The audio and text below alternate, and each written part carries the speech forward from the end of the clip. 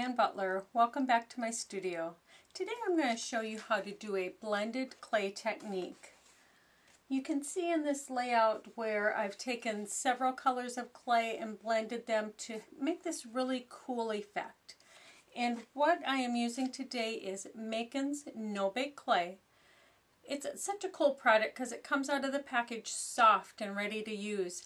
You blend your clay together, you let it dry. What could be easier? Let's get started.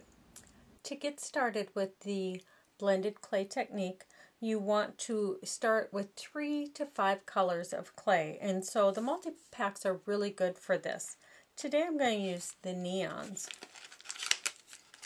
And what you always want to have close by when you are working with the clay is a plastic bag that's Ziploc and a baby wipe or a wet paper towel to keep your clay from drying out while you're working with it.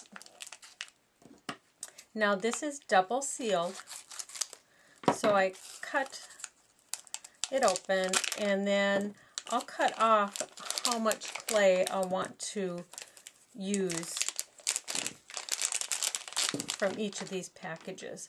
I'm going to use the pink, the orange, and the yellow. And I just cut off what I want to use, and the rest I'll stick into the bag with the baby wipe. And I have had clay sit in a Ziploc bag for up to 6 months, and as long as you have a baby wipe or a wet paper towel in there, it's still fresh enough to use even 6 months later. So what you do from here is you peel off the wrapper, and the clay comes out of the package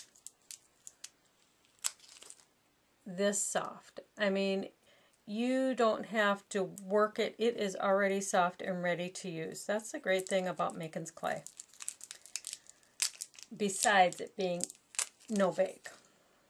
So I'm going to take these 3 colors and I'm going to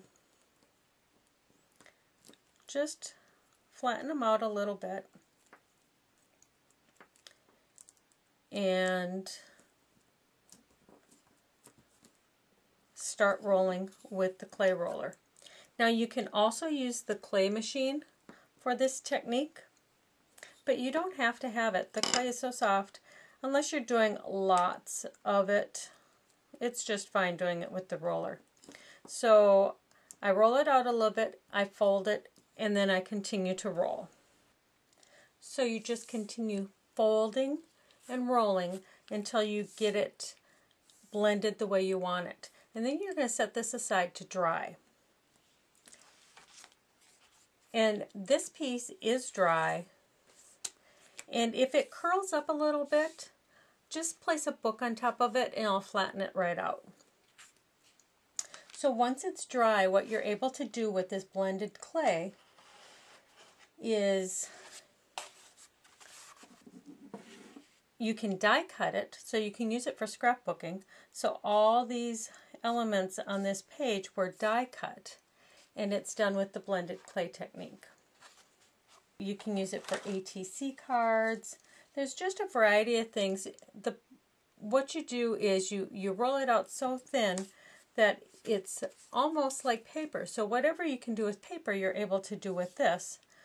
This is a die cut flower, and then here, this is die cut also with the word sweet out of it. And one of my favorite techniques is to create postcards, because these actually go through the mail without any problem. So the blended clay technique with Makin's clay, it's very easy to do and you get great results every time. Have fun, be creative. Until next time.